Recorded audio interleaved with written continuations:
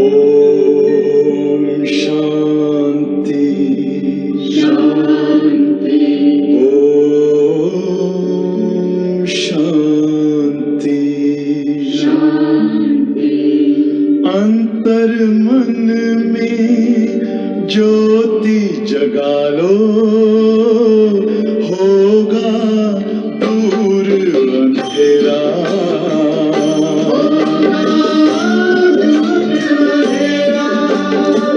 शिव का कर लो ध्यान, आ रहा पावन पुण्य सवेरा।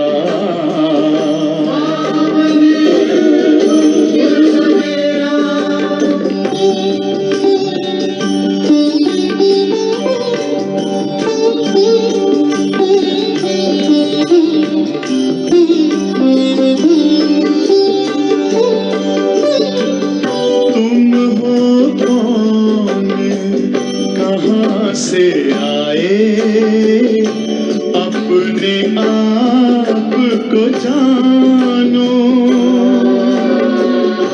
राजयोग के द्वारा अपना परम पिता पहचानो। इसी राजपथ पर चलकर पालो अपना बसेरा।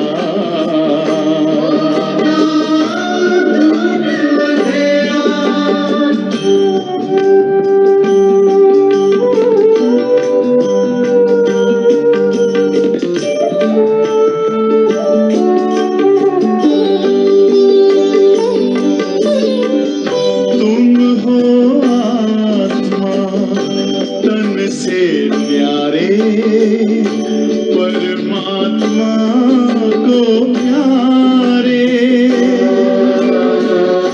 दिव्य गुणों को धारण करके योगी बनो दुलारे। ज्योति बिंदु ही तोड़ेगा ये माया मोह का घेरा।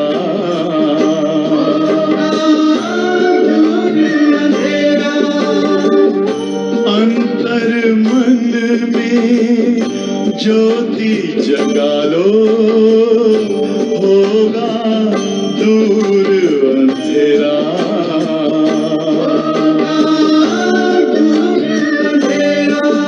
ओम शांति ओम शांति ओम शांति।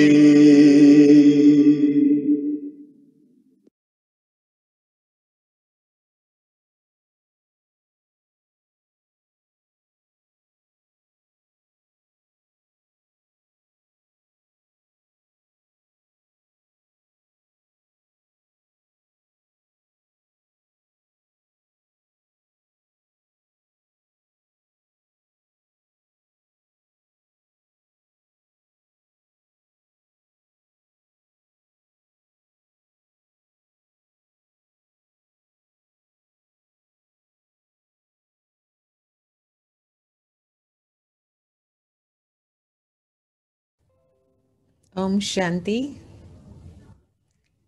बेहद के पिता परम पिता परमात्मा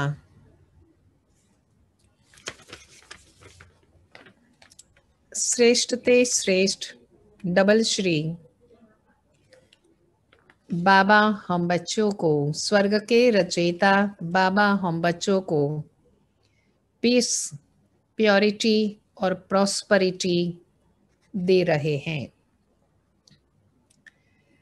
बुद्धि का योग हमारा शिव बाबा से हो, हमारी बुद्धि में ज्ञान जाए, हम आत्मा है,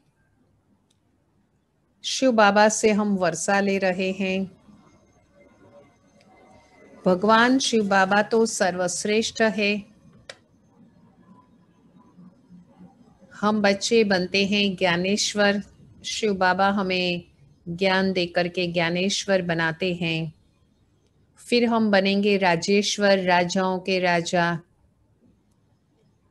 तो राज राजेश्वर और ज्ञान ज्ञानेश्वर, ये बाबा ने आज विशेष कहा है। हमें सेल्फ एस्टीम दिया है कि हम योगेश्वर है। वैसे तो शिव बाबा को भी योगेश्वर कहा जाता, योग सिखाने वाले, और हम बच्चों को भी कहा जाता योग सीखने वाले योगेश्वर। जैसे रूप वसंत, स्वदर्शन चक्रधारी, लाइट हाउस, माइट हाउस, विश्व कल्याणकारी भी शिव बाबा की महिमा है, हमारा स्वमान भी है। ऐसे ही योगेश्वर हम भी है। छोटी बिंदु है आत्मा हम, और पवित्र आत्मा है। लक्ष्मी नारायण का राज्य चलता है। मीठे बच्चे, बाबा कहते हैं अपने को आत्मा समझो और पावन बन जाओ। और बाबा हमें कह रहे हैं कि गॉड फादरली हमारा बर्थ राइट है वर्षा लेने का, सर्विसेबल हम बने। हमारा सोमान है कि हम बच्चे सर्विसेबल बने। और ज्ञान चक्षु बाबा ने हमें दिया है, तो हम डांस करें। बाबा है बेहद के पिता। तो कहा जाता है आत्मा परमात्मा अलग रहे बहुकाल, सुंदर मेला तब लगा जब सतगुरु मिले दलाल।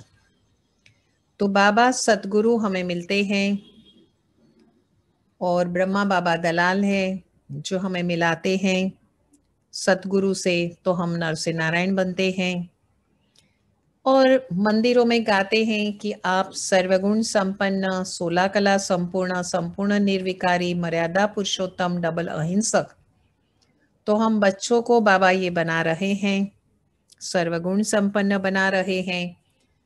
तो अभी हम मंदिर में जाकर के ये नहीं कहते हैं कि हम पापी हैं, हम बहुत नीचे हैं, नहीं। लेकिन मुझे सर्वगुण संपन्न बनना है, ये हम याद करते हैं और पुरुषार्थ करते हैं। 22 दिसंबर की मुरली है।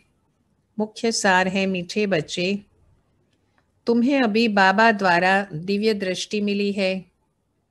उस दिव्य दृष्टि से ही तुम आत्मा और परमात्मा को देख सकते हो। प्रश्न है, ड्रामा के किस राज को समझने वाले कौन सी राय किसी को नहीं देंगे? उत्तर, जो समझते हैं कि ड्रामा में जो कुछ पास्ट हो गया वह फिर से एक्यूरेट रिपीट होगा। वो कभी किसी को भक्ति छोड़ने की राय नहीं देंगे। जब उनकी बुद्धि में ज्ञान अच्छी रीति से बैठ जाएगा, समझेंगे कि हम आत्मा है, हमें बेहद के पिता से वर्षा लेना है। जब बेहद के पिता की पहचान हो जाएंगी, तो हद की बातें स्वतः ऑटोमेटिकली खत्म हो जाएंगी। ओम शांति। अपनी आत्मा के स्वधर्म में बैठे हो। हमें आत्मा के स्वधर्म में बैठना है। हमारा स्वधर्म है शांत स्वरूप हूँ, सुख स्वरूप हूँ, प्रेम स्वरूप हूँ, आनंद स्वरूप हूँ, पवित्रता स्वरूप हूँ, ज्ञान स्वरूप हूँ, शक्ति हूँ, डिवाइन हूँ, विश्व कल्याणकारी हूँ। तो ये सारी हमारी आत्मा का स्व का धर्म है। जो हम जीवन में धारण करते हैं वो हमारा धर्म है, धारणा करनी है। रूहानी पिता रूहानी बच्चों से पूछते हैं, क्योंकि यह तो बच्चे जानते हैं कि एक ही बेहद के पिता है। शिव बाबा की महिमा है बेहद के पिता। जिसको रूह कहते हैं सिर्फ उनको सुप्रीम कहा जाता। शिव बाबा को हम बच्चे सुप्रीम कहेंगे, तो बाबा सुप्रीम है। सुप्रीम रूह या परम आत्मा कहते हैं। परमात्मा है जरूर, ऐसा नहीं कहेंगे कि परमात्मा नहीं है। परम माना कि परमात्मा, यह भी समझाया गया है, मूंझना नहीं चाहिए, क्योंकि 5000 वर्ष पहले भी ये ज्ञान तुमने सुना था। आत्मा ही सुनती है ना। आत्मा बहुत छोटी सूक्ष्म है, इतना है जो इन आंखों से देखा नहीं जाता आत्मा को। आत्मा विनाशी नहीं है, शरीर विनाशी है, आंखें विनाशी हैं, तो विनाशी आंखों से अविनाशी आत्मा को नहीं देखा जा सकता। आत्मा अजर अमर अविनाशी है। ऐसा कोई मनुष्य नहीं होगा जिसने आत्मा को इन आंखों से देखा होगा।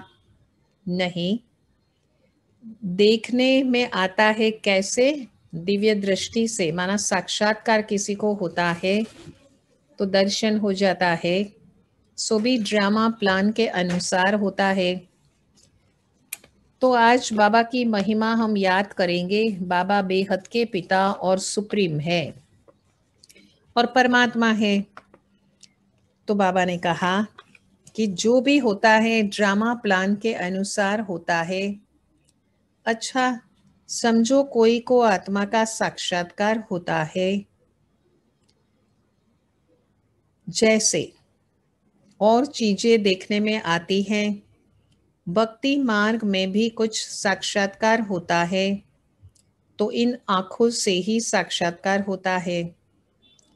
वह दृष्टि दिव्य दृष्टि मिलती है जिससे चैतन्य में देखते हैं। आत्मा को ज्ञान चक्षु मिलता है जिससे आत्मा देख सकती है। तो जो भी हम साक्षात्कार करते हैं वो ज्ञान चक्षु से करते हैं, परंतु ध्यान में, भक्ति मार्ग में बहुत भक्ति करते तब साक्षात्कार होता है। जैसे मीरा को साक्षात्कार हुआ, डांस करती थी, वैंकुट तो था नहीं, लेकिन साक्षात्कार, दीदार कहो, ध्यान में जाती थी। 500-600 वर्ष हो गया, उस समय वैंकुट था थोड़ी। जो पास्ट हो गया है वो दिव्य दृष्टि से देखा जाता है। जब बहुत भक्ति करते करते एकदम भक्तिमय हो जाते हैं तब दीदार होता है, साक्षात्कार, दीदार माना। परंतु उनसे मुक्ति नहीं मिलती। मुक्ति, जीवन मुक्ति का रास्ता भक्ति से बिल्कुल न्यारा है। भारत में कितने ढेर मंदिर हैं, शिव का लिंग रखते हैं, बड़ा लिंग भी रखते हैं, छोटा लिंग भी रखते हैं। अब शिव बाबा तो ज्योति बिंदु है, सूक्ष्म है। अब ये तो बच्चे जानते हैं जैसी आत्मा है वैसे परमपिता परमात्मा है। शिव बाबा की महिमा है, परमपिता परमात्मा, सुप्रीम, बेहद के पिता और परमात्मा। साइज सबका एक ही है, ज्योति बिंदु। जैसे पिता वैसे बच्चे, मनुष्य का भी तो शरीर ऐसे ही है ना, जैसे पिता वैसे ही बच्चे होते हैं। आत्माएं सब भाई भाई हैं। आत्मा इस शरीर में आती है। क्यों आती है शरीर में? बहुत इजी है जवाब, पार्ट बजाने। ये समझने की बातें हैं, ये कोई भक्ति मार्ग की दंत कथाएं नहीं हैं। ज्ञान मार्ग की बातें सिर्फ एक बाबा ही समझाते हैं। पहले पहले समझाने वाला बेहद का पिता वो निराकार ही है। तो शिव बाबा की महिमा है कि शिव बाबा निराकार है। तो महिमा में याद रखेंगे आज कि बाबा है बेहद के पिता और निराकार। उनके लिए पूरी रीति कोई भी समझ नहीं सकते हैं। जब तक शिव बाबा ना आए तो परिचय कैसे मिलेगा, इंट्रोडक्शन हमको कैसे मिलेगा शिव बाबा का? बाबा आएंगे तो बताएंगे कि ज्योति बिंदु है बाबा, और हम आत्माएं भी ज्योति बिंदु है। वो तो कह देते कि सर्वव्यापी हैं और बाबा तो एक ही है। ये कोई राइट नहीं। बाबा को पुकारते हैं, बहुत प्यार से बुलाते हैं। भगवान को तो बहुत प्यार से पुकारते हैं ना, बहुत ही प्यार होता है ना भगवान के प्रति, इसलिए तो भगवान की याद आती है। कहते हैं बाबा आप जब आएंगे तो आप पर हम वारी जाएंगे, मानो हम समर्पित हो जाएंगे आपके ऊपर, डेडिकेट हो जाएंगे। मेरा तो आप, दूसरा न कोई। हमेशा हमारे लिए क्या होना चाहिए? मेरे तो शिव बाबा आप, दूसरा न कोई। मीराबाई कहती थी ना, मेरे तो गिरधर गोपाल, दूसरा न कोई। मीराबाई हमेशा ऐसे कहते थे। तो जरूर उनको याद करना पड़े शिव बाबा को। वह खुद भी कहते हैं कि हे बच्चों, आत्माओं से ही बात करते हैं, इसको रूहानी नॉलेज कहा जाता है। गाया भी जाता है, आत्मा परमात्मा अलग रहे बहुकाल, सुंदर मेला तब लगा जब सतगुरु मिले दलाल। सतगुरु को हम कब मिले? जब दलाल ने हमको मिलाया। तो हम आत्मा है, शिव बाबा परमात्मा है। ये भी हिसाब बताया है, बहुत काल से तुम आत्माएं अलग रहती हो। जो ही फिर इस समय बाबा के पास आए हो, फिर से अपना राजयोग सीखने के लिए। यह टीचर भी सेवाधारी हैं, सर्वेंट है। बाबा कहते हैं ये टीचर सर्वेंट है। जो भी है टीचर, श्री बाबा भी टीचर है, हम भी टीचर है, तो हम भी तो सेवाधारी है ना। टीचर हमेशा ओबीडियंट सर्वेंट होते हैं। शिव बाबा भी कौन है? ओबीडियंट सेवाधारी। बाबा भी कहते हैं सभी बच्चों का सेवाधारी हूँ। तुम कितना हुज्जत से बुलाते हो पतित पावन। शिव बाबा की महिमा है, आकर हमको पावन बनाओ। सब है भक्तियाँ आत्माओं के लिए कहा, तो हमारा स्वमान है कि हम भक्तियाँ हैं। कहते हैं हे भगवान आओ हमको फिर से पावन बनाओ। पावन दुनिया स्वर्ग को, तमोप्रधान दुनिया नरक को कहा जाता है। ये सब समझने की बातें हैं। यह कॉलेज अथवा गॉड फादरली वर्ड यूनिवर्सिटी है। इसकी एम और ऑब्जेक्ट है मनुष्य से देवता बनना, क्योंकि यूनिवर्सिटी में तो पढ़ाई होती है ना। तो बच्चे निश्चय करते हैं, क्या निश्चय करते हैं सभी सोचिए।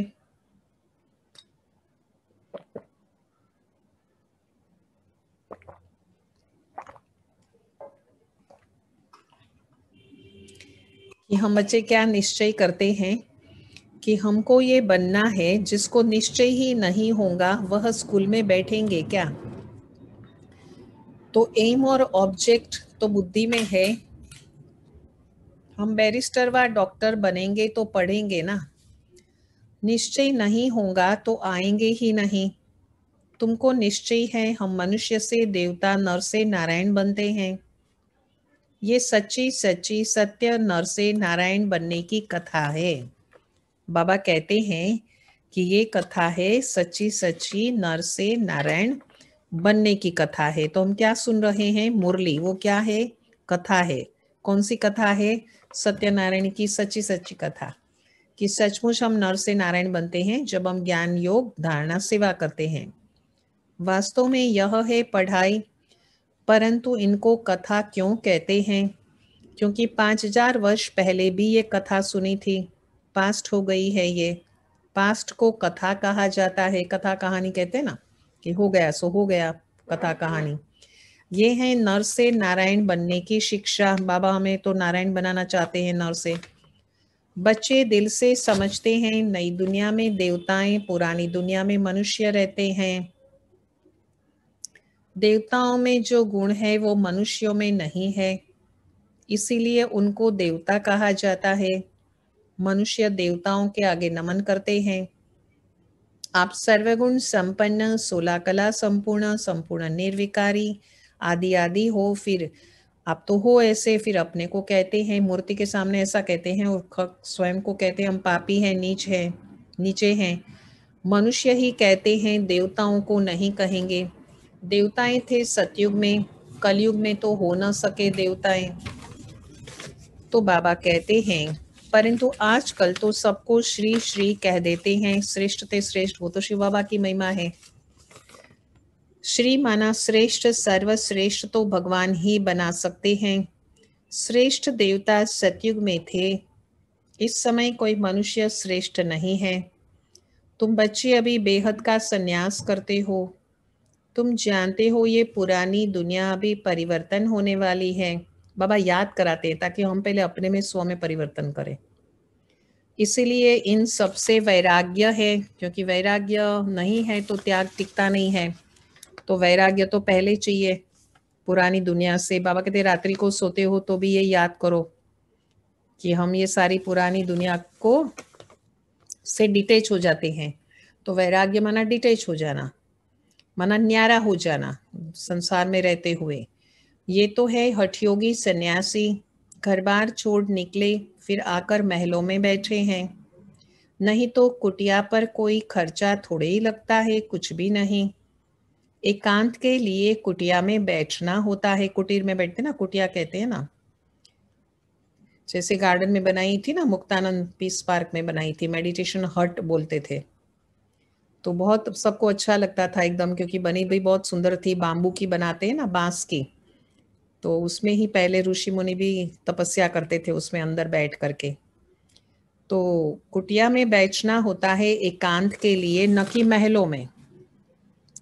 तो इसलिए राजा भी क्या करते थे उस समय, एक का अंत पाने के लिए, माना भगवान का अंत पाने के लिए क्या करते थे, एकांत में बैठ जाते थे। तो वो उसके लिए महलों में नहीं बैठते थे, लेकिन साधु संत बन जाते थे ना, त्याग कर देते थे, वैराग्य कर देते थे। तो त्याग भी, वैराग्य भी, और डिटेच भी हो जाते थे, और एकांत में भी चले जाते थे, और तपस्या करते थे। गुफाओं में जाते थे, कंदराओं में, गुफाओं में चले जाते थे, और कुटिया में रहते थे। नहीं तो जंगल के अंदर कोई डिस्टरबेंस नहीं होता था उनको, फल आदि खा लेते थे। बाबा की भी कुटिया बनी हुई है, कुटिया में सब सुख है। अभी तुम बच्चों को पुरुषार्थ करके, माउंट आबू में पांडव भवन में भी तो है ना, वहां पर भी तो मेडिटेशन में सब बैठते हैं ना। तो अभी तुम बच्चों को पुरुषार्थ कर मनुष्य से देवता बनना है। तुम जानते हो कि जो ड्रामा में जो कुछ पास्ट हो गया, वो फिर से एक्यूरेट रिपीट होगा। इसीलिए किसी को भी ऐसी राय नहीं देनी चाहिए कि भक्ति छोड़ो, भक्ति भी छुड़ा दे और ज्ञान में भी नहीं चले, तो अच्छा नहीं है ना। तो हम क्यों किसी को कहे कि आप भक्ति छोड़ो, नहीं। ज्ञान में निश्चय बुद्धि हो जाएंगे तो ऑटोमेटिकली ट्रांसफर हो जाएंगे शिव बाबा की याद में। जब ज्ञान बुद्धि में आ जाएगा तो समझेंगे कि हम आत्मा है। हमको अब तो बेहद के पिता से वर्षा लेना है। बेहद के पिता की जब पहचान होती है तो फिर हद की बातें खत्म हो जाती हैं। बाबा कहते हैं गृहस्थ व्यवहार में रहते सिर्फ बुद्धि का योग शिव बाबा से लगाना है। शरीर निर्वाह के लिए कर्म भी करना है। जैसे भक्ति में भी कोई कोई बहुत नवधा भक्ति करते हैं, माना बहुत भक्त है, चुस्त भक्त है, नियम से रोज जाकर दर्शन करते हैं, पूरा नियम पे चलने वाले हो, ऐसे भक्त होते हैं। देहधारियों के पास जाना वह सब है जिस्मानी यात्रा। एक होती है आत्मा की यात्रा, जो आत्मा समझकर शिव बाबा को याद करना, जिसको कहते हैं रूहानी यात्रा। भक्ति मार्ग में कितने धक्के खाने होते हैं। यहाँ कुछ भी धक्का नहीं खाना है, वहाँ धक्के खाने पड़ते। आते हैं तो समझाने के लिए बिठाया जाता है, बाकी याद के लिए कोई एक जगह बैठ नहीं जाना है। भक्ति मार्ग में कोई कृष्ण के भक्त होते हैं तो ऐसे नहीं चलते फिरते कृष्ण को याद नहीं कर सकते। इसीलिए जो पढ़े लिखे मनुष्य होते हैं कहते हैं कृष्ण का चित्र घर में रखा है, फिर तुम मंदिरों में क्यों जाते हो। कृष्ण के चित्रों की पूजा तुम कहाँ भी करो, अच्छा चित्र न रखो, याद करते रहो।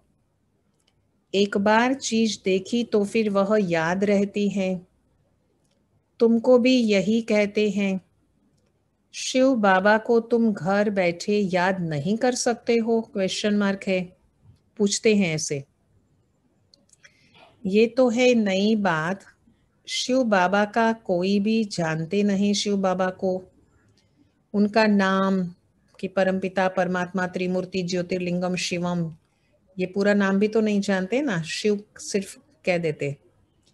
फिर उनका रूप, नाम नहीं जानते, रूप नहीं जानते कि परमात्मा का जो रूप है वो रूप है ज्योति बिंदु रूप, वो भी नहीं जानते कि अति सूक्ष्म है, तो बड़ा शिवलिंग बना दिया।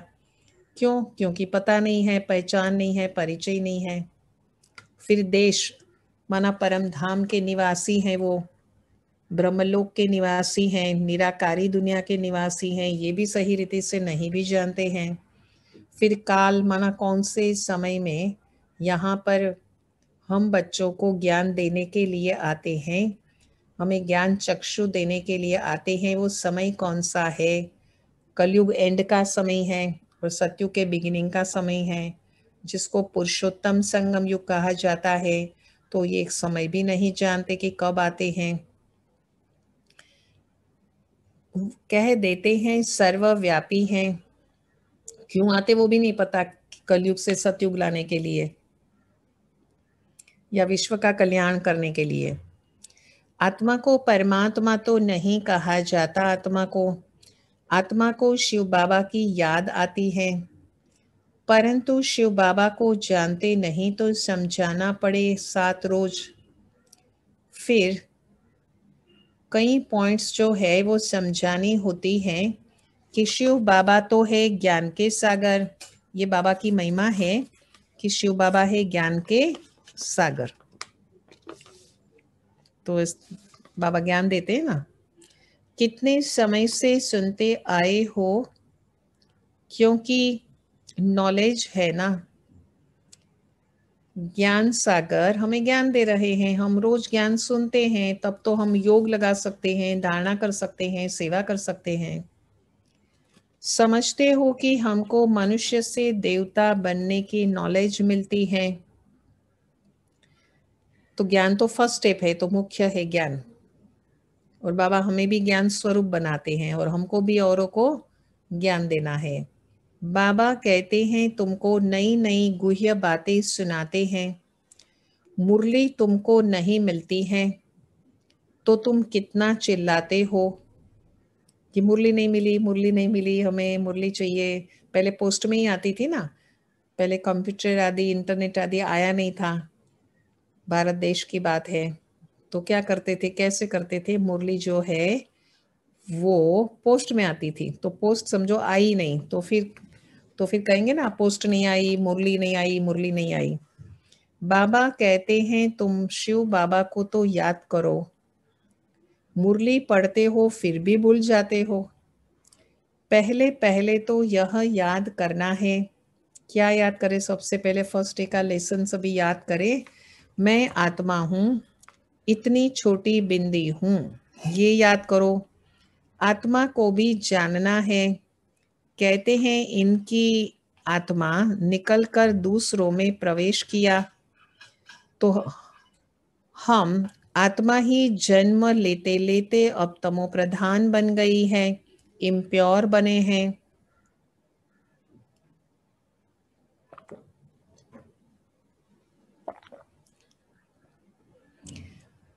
पहले तुम पवित्र गृहस्थ धर्म के थे, लक्ष्मी नारायण दोनों पवित्र थे, फिर दोनों ही अपवित्र बने। फिर दोनों पवित्र होते हैं तो क्या अपवित्र से पवित्र बने? अभी लास्ट 84वें जन्म में तो सारे ही विकारों के वशीभूत होते हैं, तो इम्प्योर तो है ही ना आत्मा। आत्मा तो वही है, एक बार प्योर होती है और लास्ट में इम्प्योर बनती है। या पवित्र जन्म लिया, बाबा बैठ सारा समझाते हैं कि कैसे तुम बच्चे पवित्र हो, तुम पवित्र थे, फिर द्वापर युग के बाद में विकारों में फंस गए तो इम्प्योर हो गई आत्मा। अभी क्रोध किया तो इम्प्योर हो गए ना। पुजारी को अपवित्र कहेंगे, पूज्य को पवित्र कहेंगे। बाबा हमें पुजारी से पूज्य बनाते हैं, तो पूज्य से पुजारी ऑटोमेटिक बनते हैं। जैसे समय व्यतीत होता है तो हम द्वापर युग में आ जाते हैं, त्रेता के बाद तो हम इम्प्योर बन जाते हैं, तो पुजारी बन जाते हैं। इम्प्योर है तो अपनी स्वयं की पूजा तो कोई करा नहीं सकता है, तो इसीलिए हमें अभी क्या बनना है, पुजारी से पूज्य। और कौन बनाते हैं हमें? शिव बाबा बनाते हैं। सारे विश्व की हिस्ट्री ज्योग्राफी तुम्हारी बुद्धि में है। कौन कौन राज्य करते थे, कैसे उन्हों को राज्य मिला, यह तुम जानते हो और कोई नहीं जो जानता हो, तुम्हारे पास भी आगे यह नॉलेज रचता और रचना के आदि मध्य अंत की नहीं थी। गोया नास्तिक थे। तो बाबा है रचता और हम बच्चे कौन है? सभी रचना। तो बाबा की महिमा है आज की मुरली में रचता बाबा। उसके पहले क्या महिमा आई? श्रेष्ठते श्रेष्ठ और बेहद के पिता और निराकार और ज्ञान के सागर।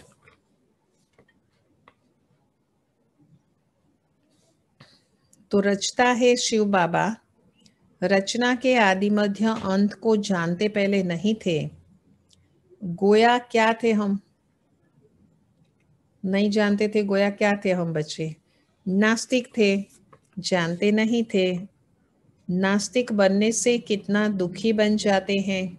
माना सतयुग त्रेता का जो सुख शांति का वर्षा है वो तो नहीं मिलता है ना, क्योंकि परमात्मा का परिचय नहीं है, निश्चय बुद्धि नहीं है। अब तुम यहाँ पर आए हो ये देवता बनने, वहां कितने सुख होंगे। कहाँ पर? सतयुग की बात कर रहे हैं बाबा, त्रेता की बात कर रहे हैं कि सतयुग त्रेता में बहुत ही सुख है। दैवी गुण भी यहाँ धारण करने हैं। प्रजापिता ब्रह्मा की औलाद माना संतान, भाई बहन ठहरे तो सिविल दृष्टि हमेशा रहती है। इसमें मेहनत है। क्यों मेहनत है? क्योंकि आंखें बड़ी क्रिमिनल होती है कलयुग में। सब अंगों से क्रिमिनल है आंखें, क्योंकि पहले देखते हैं ना तब विचार चलता है।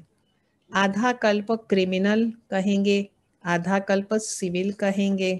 सिविल रहती है आंखें। सतयुग त्रेता में एकदम प्योर दृष्टि है। सतयुग में क्रिमिनल नहीं रहती। आंखें क्रिमिनल है तो असुर कहलाते हैं। बाबा खुद कहते हैं मैं पतित दुनिया में आता हूँ। जो तमोप्रधान बने हैं उनको शिव बाबा क्या करते हैं? पावन बनाते हैं। मनुष्य तो कहते हैं कि यह अपने को भगवान कहलाते हैं। अभी बाबा ब्रह्मा बाबा ने कभी अपने को भगवान नहीं कहा, हमेशा यही कहा कि शिव भगवान ही है, पॉइंट ऑफ लाइट। लेकिन लोगों ने मिसअंडरस्टैंडिंग किया, कोई कोई ने। झाड़ में देखो, वृक्ष में तो एकदम तमोप्रधान दुनिया के अंत में खड़े हैं। वही फिर तपस्या कर रहे हैं। तपस धातु संस्कृत शब्द गर्म होना, जिसमें विकर्म विनाश होता है, माना अग्नि प्रगटाना, योग अग्नि।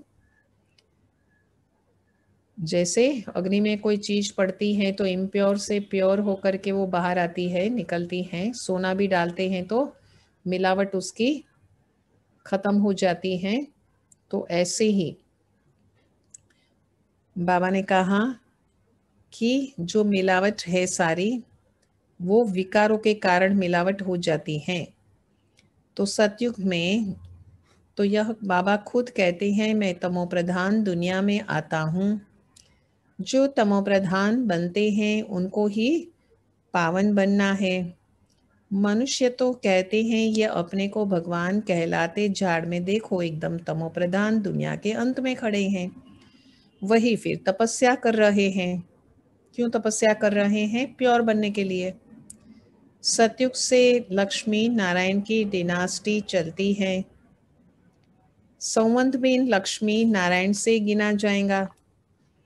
इसीलिए बाबा कहते हैं लक्ष्मी नारायण का राज्य दिखाते हो तो लिखो इससे 1250 वर्ष के बाद त्रेता आएगा। शास्त्रों में फिर लाखों वर्ष लिख दिए हैं। रात दिन का फर्क हो गया ना। ब्रह्मा की रात आधा कल्प, ब्रह्मा का दिन आधा कल्प, माना 2500 वर्ष। ये बातें बाबा ही समझाते हैं। फिर भी कहते हैं मीठे बच्चे अपने को आत्मा समझो, बाबा को याद करो। उनको याद करते करते तुम पावन बन जाएंगे। हमें बनना है पावन, ये मेन बात है ना कि आत्मा को पावन बनाना है, प्योर बनाना है, सतो प्रधान बनाना है। फिर अंत मति माना बुद्धि सो गति हो जाएंगी।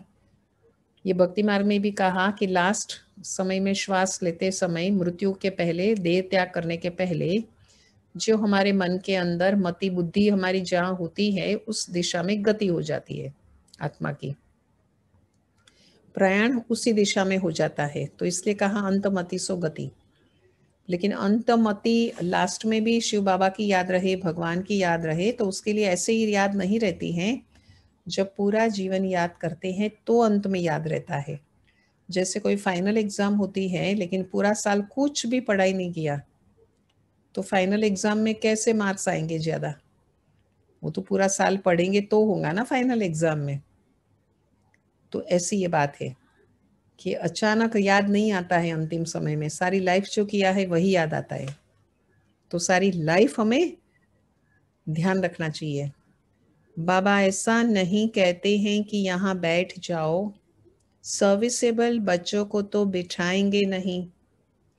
सेंटर्स, म्यूजियम आदि खोलते रहते हैं। पांडवपुर में कितना सुंदर म्यूजियम है सनसेट पॉइंट के रोड पर, कितना हजारों लोग जाते हैं रिटर्न में जब सनसेट पॉइंट से आते हैं। तो म्यूजियम होता है तो लोगों को देखने का मन करता है कि चलो देखे, उसमें मॉडल्स होते हैं देवी देवताओं के। कितने को निमंत्रण बांटते हैं, आकर गॉडली बर्थ राइट, विश्व की बादशाही ले लो। आकर के क्या करो, गॉडली बर्थ राइट है आपका, ईश्वरीय जन्म सिद्ध अधिकार है क्या, विश्व की बादशाही प्राप्त करने का, सो ले लो। तो आज का होमवर्क ये रहेगा कि शिव बाबा मुझे विश्व की बादशाही दे रहे हैं, ये मेरा गॉडली बर्थ राइट है। ये आज का होमवर्क रहेगा। ये गॉड फादरली बर्थ राइट है क्या, गॉडली बर्थ राइट भी कह सकते, गॉड फादरली भी कह सकते। तो ये आकर के गॉडली बर्थ राइट है क्या, विश्व की बादशाही ले लो, बाबा दे रहे हैं।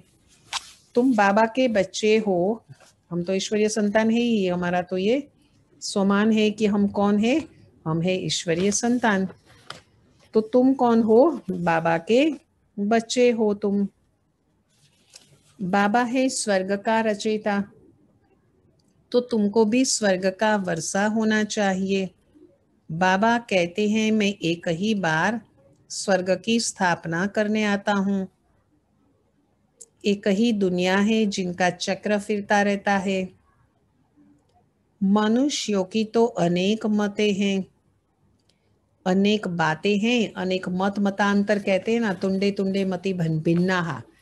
माना हर एक मनुष्य की अपने मन और बुद्धि के अनुसार उनकी ओपिनियन, उनका मत होता है। लेकिन बाबा की है सबसे सर्वश्रेष्ठ मत, वो है श्रीमत, माना श्रेष्ठ मत, वो है भगवान शिव भोलेनाथ की। मनुष्यों की तो अनेक मतें हैं, अनेक बातें हैं, मत मतांतर कितने हैं, इसको कहा जाता है अद्वैत मत। अद्वैत मत माना एक ही यूनिटी में एक ही मत सबकी, एक की एक, दूसरे की दूसरी, तीसरे की तीसरी, ऐसे नहीं। झाड़ कितना बड़ा है, कितनी ब्रांचेस, डालियां निकलती हैं, कितने धर्म फैल रहे हैं, धर्म स्प्रेड हो रहे हैं, फैल रहे हैं ना धर्म चारों बाजू। पहले तो एक मत एक राज्य था, सारे विश्व पर इनका राज्य था, ये भी अभी तुमको मालूम पड़ा है। हम ही सारे विश्व के मालिक थे, फिर 84 जन्म भोग करके हम बन गए कंगाल। क्या बन गए हम, कंगाल बन गए। कहते ना दाता एक राम, बाकी कंगाल सारी दुनिया। अभी तुम काल पर जीत पाते हो, ये तो मेन बात है ना। काल पर जीत पाना माना सतयुग त्रेता में कभी अकाली मृत्यु होती नहीं है। वहां पर आत्मा जो अजर अमर अविनाशी है उसको शरीर भी 150 ईयर्स के लिए मिल जाता, 150 साल की आयु है। वहां कभी अकाले मृत्यु नहीं होता। यहाँ तो देखो बैठे बैठे अकाले मृत्यु होती रहती है। मना आयु पूरी किया नहीं, चाहे 100 हो चाहे 90 ईयर्स हो, और पहले ही शरीर छोड़ दिया, चाहे 80 वर्ष हो किसी का, किसका 90, किसका 100, चारों तरफ मौत ही मौत है, वहां ऐसे नहीं होता। लाइफ ऐसे, पूरी लाइफ ऐसे चलती है। भारत में प्योरिटी, पीस और प्रॉस्पेरिटी थी। 150 वर्ष एवरेज आयु थी वहां पर। बाबा कहते हैं ना, वहां पूरी लाइफ चलती है, पूरी एज माना उम्र पूरी चलती है, पूरी लाइफ चलती है। अभी कितनी आयु रहती है? वहां तो 150 साल की है सतयुग में, त्रेता में 125 ईयर्स की, द्वापर से 100 ईयर्स की हो गई होंगी। और फिर अभी तो देखो जन्म होता है तो भी कभी कभी बच्चे का भी शरीर छोड़ना होता है। अभी कितनी आयु रहती है? ईश्वर ने तुमको योग सिखाया तो तुमको योगेश्वर कहते हैं। तो ये हमारा सोमान है योगेश्वर, वहां थोड़े ही कहेंगे। इस समय तुम योगेश्वर हो, तुमको ईश्वर राजयोग सिखा रहे हैं। फिर राज राजेश्वर बनना है, हमारा सोमान है राजा बनेंगे ना, तो राज राजेश्वर। अभी तुम कौन हो? सोचिए सभी, मुरली के पहले सुनाया था। अभी तुम ज्ञानेश्वर हो, फिर राजेश्वर बनेंगे, अर्थात तुम राजाओं के राजा बनेंगे। तो आज सारा दिन याद रखेंगे हम ज्ञानेश्वर, ज्ञानेश्वर हम है, योगेश्वर भी है, ज्ञानेश्वर भी है। तो अभी ये जो हम बाबा की महिमा में याद करते हैं ना कि बाबा योगेश्वर है, और ये भी याद रखेंगे साथ में कि बाबा ज्ञानेश्वर, हम बच्चे हमारे में याद रखेंगे। इस समय तुम योगेश्वर हो, तो अभी हमारे में याद रखेंगे सोमान में कि हम ज्ञानेश्वर हैं और योगेश्वर है। अच्छा, मीठे मीठे सिके लधे बच्चों प्रति माता पिता बाप दादा का याद प्यार और गुड मॉर्निंग। रूहानी बाप की रूहानी बच्चों को नमस्ते। हम सभी रूहानी बच्चों की रूहानी बाप दादा को याद प्यार, गुड मॉर्निंग और नमस्ते। बाबा आपका कोटि कोटि, सभी बोलिए साथ में, धन्यवाद है, धन्यवाद है, धन्यवाद है। बाबा आपका लाख लाख शुक्रिया है, शुक्रिया है, शुक्रिया है। तो धारणा के लिए मुख्य सार, पहला, आंखों को सिविल बनाने की मेहनत करनी है। बाबा कहते हैं ना, क्रिमिनल कुछ भी ना हो हमारा। जब दुर्गुणों में फंसते हैं तो क्रिमिनल हो जाता है। बुद्धि में सदा याद रहे कि हम प्रजापिता ब्रह्मा के बच्चे भाई बहन हैं। बात तो सारी मन बुद्धि की है, क्रिमिनल दृष्टि रख नहीं सकते हम। दूसरा, शरीर निर्वाह अर्थ कर्म करते बुद्धि का योग एक शिव बाबा से लगाना है। हद की सब बातें छोड़कर बेहद के पिता को याद करना है। बेहद का सन्यासी बनना है। हद की सब बातें छोड़कर बेहद के पिता को याद करना है और बेहद का सन्यासी बनना है। वरदान है, सदा अतीन्द्रिय सुख के झूले में झूलने वाले, संगम युग की सर्व अलौकिक प्राप्तियों से संपन्न भव। सदा किस में झूले? अतीन्द्रिय सुख के झूले में झूले, माना आत्मा से, आत्मा का आनंद वो है अतीन्द्रिय सुख, आत्मा का सुख। एक होता है इंद्रियों से मिलने वाला, कान से अच्छा गीत सुना और सुख मिला, आंखों से अच्छा दृश्य देखा और सुख मिला। लेकिन ये है इंद्रियों से परे, कर्म इंद्रियां जो भी है हमारी सारी, वो इंस्ट्रूमेंट हैं। तो उससे हम ऊपर उठे तो आत्मा आती है। तो आत्मिक सुख वो है अति इंद्रिय सुख। तो उसके झूले में हमको झूलना है। ऐसे झूले में झूलने वाले, संगम युग की सर्व अलौकिक प्राप्तियों से संपन्न भव। हमेशा अलौकिक प्राप्तियों से हमेशा भरपूर रहे, संपन्न रहे, तृप्त रहे, मालामाल रहे, भरपूर रहे। तो इसमें प्राप्ति और संपन्न दोनों बातें कही है। जो बच्चे अलौकिक प्राप्तियों से सदा संपन्न है, वो अतीन्द्रिय सुख के झूले में झूलते रहते हैं। जैसे जो लाडले बच्चे होते हैं उनको झूले में झुलाते हैं। ऐसे लाडले बच्चों को झूलों में झुलाते हैं। ऐसे सर्व प्राप्ति संपन्न ब्राह्मणों का झूला अतीन्द्रिय सुख का झूला है, क्योंकि हमारे पास सब कुछ है ना, ज्ञान से भरपूर है, हम माला माल है। इसी झूले में सदा झूलते रहो, कभी भी देह अभिमान में नहीं आना। जो झूले से उतरकर धरती पर पांव रखते हैं वो मैले हो जाते हैं। ऊंचते ऊंच बाबा के स्वच्छ बच्चे हमारा स्वमान है कि हम स्वच्छ बच्चे हैं।